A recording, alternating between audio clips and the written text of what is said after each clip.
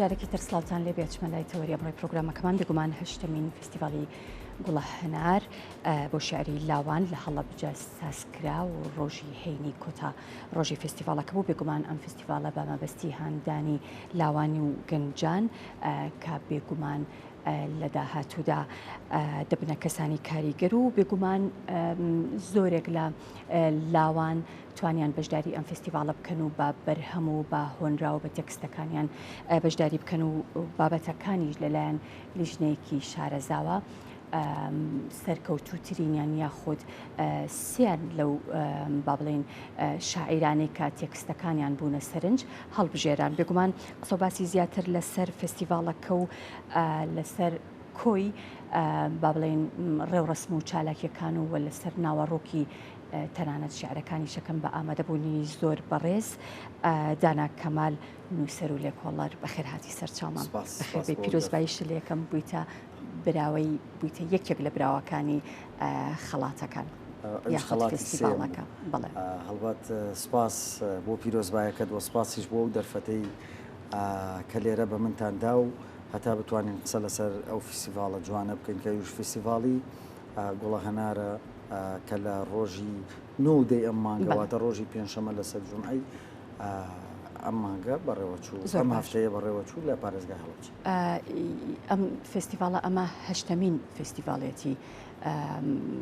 ئەمە یەکەم ساڵە کە تۆ بەشداری لە فستیڤالەکەکەیت ئەمە پێشتریش پێشتریش بەشداریم کردووە بەڵام وەکو نەتایج یەکەم نەبووە هەڵبەت ئەو پێداگیریەی لە بەشداریکردنی فستیڤاڵی با بڵێن گوڵە هەنارەوە بووە کە بۆ نمونە مێژوویەکمان هەبێت یان وەکو ئەدیبێک یان وەکو شاعیرێک مێژوویەک دروست بکەین لەم فستیڤاڵەیە چونکە بە حەقەت فستیڤاڵێکە هەم بە باش بێت یان بە خراپ بێت باسی لێەوە ئەکرێ لێرە و لەوێ بەڵام فستیڤاڵێکە جێی خۆی هەیە لە نێو با بڵێن بیر و زهن و دڵی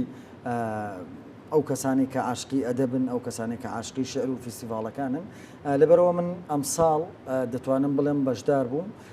توانیم بە دەقی مانیفێستی ناومێدی خەڵاتی سێمی فستیڤاڵەکە ببم زۆر باشە بە تەنها بە شعر ئەتوانن بەشداری بکەن یاخود بابەتە ئەدەبیەکانی تریش ژانرەکانی تری ئەدەب چیرۆک وەکو با بڵێن فستیڤاڵی گەلاوێژ جیاوازە بە تەنها تایبەتە بە شعر جیاوازە فستیڤاڵی گوڵە هەنار لەبەرچی جیاوازە لەبەرەوەی تەنها تایبەتە بە شعر تەنها تایبەتە بە شعر هیچ با بڵێن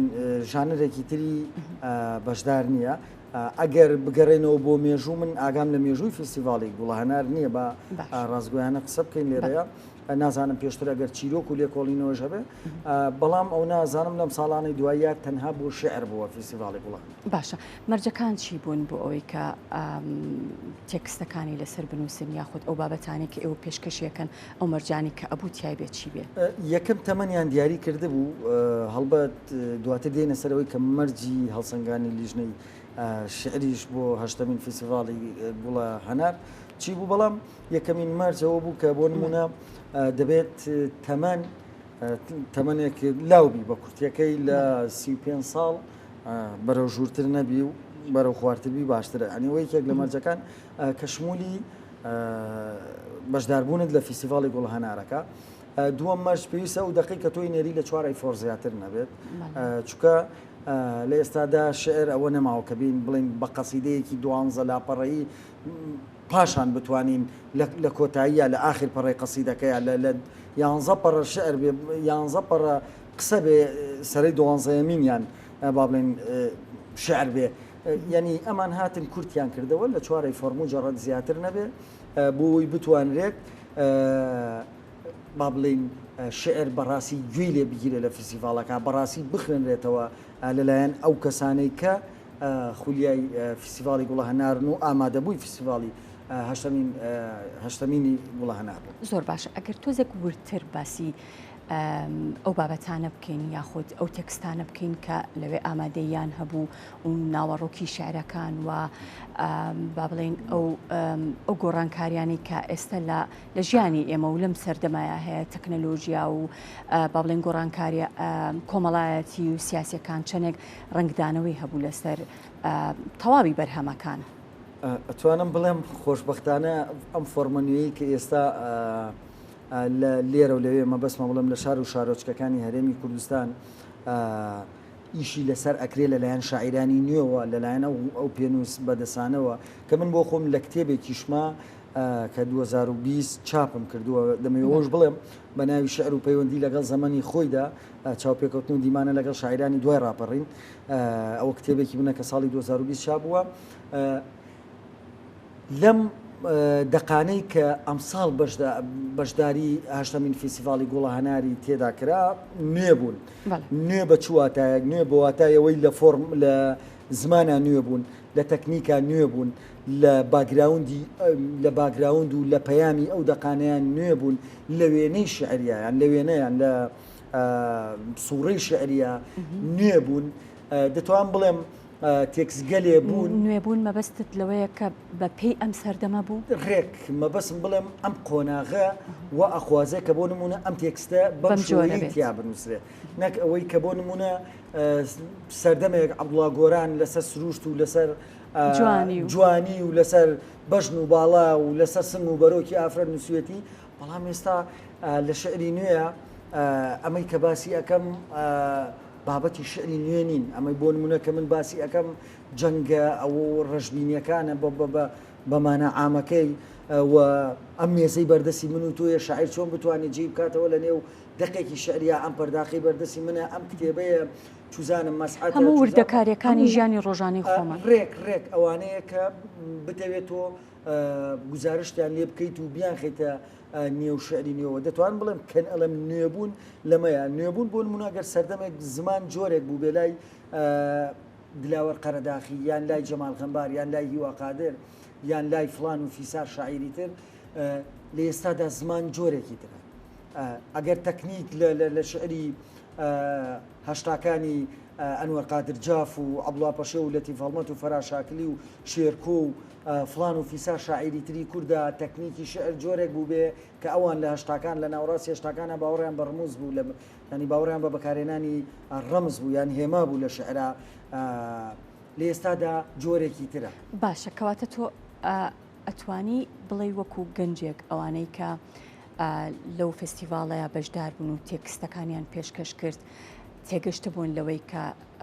فۆرم و جەوهەر و ماهیەتی شعر چییە؟ لە 100% ئەم پرسیارەی تۆ ناتوانم بڵێم تێگەشتە بوون بەڵام خۆشببختانە کە ئەڵێم پێت خۆشببختانە لە 100 ئەتوانم ئەگەر تهدیدی کەم هەرچەندە ئەدەب و شعرەوە تهدید ناکرێت بەڵام مانە عامەکەی تهدیدەکەین دەتوان بڵێم لە 170 تێگەشتون لەوەی کە ئەم قۆناغە پێویستی بەم جۆرە شعرەیە ئەو لە 100 ژەمێنێتەوە بە پێی مروری زەمن تێئەگەن و من ئومێدم هەیە کە ئەو شاعیرانە دەتوانن ینی خۆیان کامڵ بکەن لەو فۆرمە نوێیەی کە ئێستا شعری کوردی پێمس زۆر باشە پێم خۆشە گوێم لە بەشێک لەو شعرە بێت کە بەڕێزت خەڵاتەکەت پێوەرگرت بەسەر چاو پێم وابێ ئەو کتێبێک کە لە بەردەستی توێ سەرجەمی بەرهەمەکانی تایە هەموو ساڵێک فیستیڤاڵی گوڵە هەنار چۆن بۆ نمونە فیستیڤاڵەکانی تر فیستیڤاڵی گەلاوێژ نامەی هەیە بەڵێ گوڵە هەناریش ئەیکەن بە کتێب سەرجەمی گوڵە هەنار نامەی هەیە بڵێ ڕێک ئەوان ناویان نەناوە بەڵام ئەتوانیەوەی تۆ گزارشتێکی جوان بووبەوە یعنی ئەوانیش سەرجەمی دەقان بەشدار بووەکان هەموو ساڵێکەکەن بە کتێب و تەسلیم بە ئەو هەم بە بەشدار بووان هەمیش بە ئامادەبووان و نووسەران و ئەدیبانی نێو فیستیڤاڵەکەیەکەن زۆر باشە پێم وابێ 18 بەشدار بوون و لەو 18 بەشدار بووە 3 بەشدار بوو خەڵاتیان پێدرا دروستە خۆی 34 دق ڕۆشتۆتە بەردەم لیژنەی هەڵسەنگاندن لەم 34 دقە 18 دق بەشداری فیستیڤاڵی پێ کراوە لەم 18 دقەیەش کە بەشداری فیستیڤاڵی پێکراوە یەکەم و دووەم و سێم خەڵات کراون ینی وەکو باشترین شعری نێو 18 دقەکە کە بەشداری فیستیڤاڵیان کراوە ئەم دقەی من مانیفێستی ناومێدی کە لە فیستیڤاڵی گوڵە هەنارە لە هەشتمین فیستیڤاڵی گوڵە هەنارە توانێتی خەڵاتی سێم بەدەست بێنێت مانیفێستی ناومێدی بیر دەکەمەوە وەک تەنێکی گەورە بەر زەوی دەکەوم زەوی لە هەناوی مندا و من لە زەویدا هیچمان نازانین کارمان چییە. ئەمە ناوبنێن بەدبەختی کۆپیبوونی مرۆڤ لە سەردەمی مۆدێرنەدا. سرم وەک زەنگی کەنیسەیەک لێ دەدات، سرم لە هەموو خەمەکانی دنیا قورسترە، سەر ڕێگری زۆر شتە، سەر ناهێڵێ دوو خەیاڵی باش بکەیت، سەر بۆتە بەڵایەکی گەورە، سەر جەنگە گەورەکانی بەرپا کرد، سەر ئەتۆمی دروست کرد، سەر خەڵکی سڤیلی لە ناوبرد. هێندەی ئیبلیس لە ڕەحمی خوا بێتاقەتم، ماوەیەکە گوێ لە عەلیمەردان ناگرم، وەک پێویست تەماشای فیلمە دەرونیەکان ناکەم، تاقەتی گۆدۆی بیکێتم نییە، لە گۆگڵ سێرج ناکەم بۆ دیتنی تابلۆیەکی ڤانکوخ. گوێ بە ناومێدەکانی کافکا و ئەمیل سیوران نادەم، وەک مرۆڤێکی دڵڕەنجا و دڵتەنگم. ئەم دڵتەنگیم بێهۆ نییە، مرۆڤبوونم شتێک دەڵێ. بەدەم گوێگرتن لە مۆسیقەیەکی بتهۆڤن ژیانم ئەەکەم بەدوولەتەوە، لە تێک بۆ تو لە تێک بۆ شکستەکانم. دەستەکانت خۆش بێ، هەر سەرکەوتوبی. زۆر کات ئەو پرسیارم کردو بۆچی زۆرێک لە شاعیرە لاوەکان بە تایبەتی شاعیری ئەم سەردەما شعرەکانیان ڕەشبینیە. خۆی ئەو پرسیارە کە من هەر لە کۆڕەکانیشمان لێرە و لەوێ کە ئاواتە خواست بووم لێم نەکرێ تۆ لە منت کرد. پرسیارێکی جوان لەبەرەوەی کە ئەو نەوە نوێیە یان ئەو شاعیرە نوێیانە دەتوانم بڵێم خۆیان لە ناو جەنگان، خۆیان لە ناو کارەساتان، خۆیان لە ناو ئەو بیئەیەیان کە بێبەشن لە هەموو شتێک. ینی ناتوانی منداڵێکی حەلەب چوزانە، منداڵێکی مووسڵ، منداڵێکی بەغدا، منداڵێکی کوردستان، منداڵێکی ئاوارەی کەرکووک، منداڵێکی دووسخورمات و پەنجەی شایەتمانی بۆ ئاسمان بەرز کرد بێتەوە تۆ بێیت قسە لەسەر لە شعرا قسە لەسەر یان بە دیار گوڵێکەوە دابنیشی و بگری، یان مۆمێک دابگیرسێنی و بێ شعر و شانامەی ڕۆمانسیەتی بۆنیتەوە. بۆ چونکە ئەم دیمەنە تراژیدیایە لێرە پێمان ئەڵێ نابێ ئاور لەمە بدەینەوە. شعر خۆی جوانی لەوەیە کە وەکو بەکرعەلی شاعیر ئەڵێ وەکو چەم وایە چەمیش لە دوای خۆی ئاور ناداتەوە. شعر من هەمیشە نەک پێناسە، چکە شعر بە بڕۆی من هەر پێناسە ناکرێت. گزارشتێکمەیە بۆ شعر ئەڵەم شعر وەکو منداڵێکی یەک ڕۆژی وایە هەتا ئەگەر تەمەنی بۆ 80 ساڵ بێ. بۆ نمونە شعر ئەڕوات وەکو چەمەی کە بەکرعەلی باسی ئەکات. لەبەرەوە شاعیران ئەتوانم بڵێم بێبەشن لە زۆربەی شتەکان وە بیزات دەتوانم بڵێم ئەو ئەسری سورعەیش کە هات، ئەو گیانی گلۆباڵی کە داباریە سەرمان ئیتر لە تەکنەلۆژیاتەوە لە باڵەخانەی بەرزتەوە لەو کەرەستە نوێیانەی کە گیان بۆتەوە ئێستا لە شعری نوێە، ئەمانە هۆکارن بۆی کە گەنجەکان ڕەشبین بن لە شعری نوێ. لەبەرەوە خۆشیان وەکو لە سەرەتا شاماژەم پێکرد سەرەکی ترین خاڵیانەوەن کە خۆیان لە ناو جەنگان، واتە سیر ئەەکەی کە لە ناو جەنگان مەبەست لێرە نییە کە بۆ منە بڵم لە کوردستان، کاکە لە بەغدایە، کاکە لە سووریایە، کاکە لە مۆسڵە، کاکە لە فلانە لە فیسانە، لە هەموو جیانە سەیری کە رووسیا پەلاماری ئۆکرانیایەدا. ینی ئەمانە جەنگن، تۆ ئەم شاعیرانە بەریەکەون، ئەم شاعیرانە دوجار عەتفیانەیە، دوجار دەتوانن بیانکەن بە کەرەستە لە شعری نوێ و بتوانن جێ بکەن. زۆر باشە، باسی تەکنیکت کرد. بێگومان لە هەموو هونەرەکانە هەر هونەرمەندە و تەکنیکی تایبەتی خۆی بە هونەرەکەی خۆی هەیە. تەکنیکی تۆ چییە بۆ ئەوی کە بێگومان تۆ یەکێک بوویت لە براوەکان و گوێبیستی با بڵێن بابەتی یاخۆ پارچە شعرەکانی بەشداربووەکانی تریش بوویت. ئەو تەکنیکی کەوای کرد با بڵێن تێکستەکەی تۆ یەکێک بێت لە تێکستە براوەکان چی بوو؟ طبعاً من ئەو تەکنیکەی کە بەکارم هێناوە لەم دقەیە واتە لە مانیفێستی ناومێدیە تەکنیکێکی نوێیە، زیاتر بە شێوەی جودالەوەی کە بە شێوەی پۆستەر من 1 2 3 4 ڕیزبەندیم کردووە لە مەسایلی شعرەکە، با بڵێن لە مەسەلەی شعرەکەیە، و دەتوانم بڵێم هەم زمانم بەو شێوەیە تەوزیف کردوێتە ئەم شعرەوە کە مانایەکی نوێگەری بدا، هەمیش ئەو سوورە شعرانەی کە تێدا بەکارم هێناوە. بەڵام بەعام بە تەکنیکی دەقەکە دەتوانم بڵێم تەکنیکێکی زۆر نوێیە کە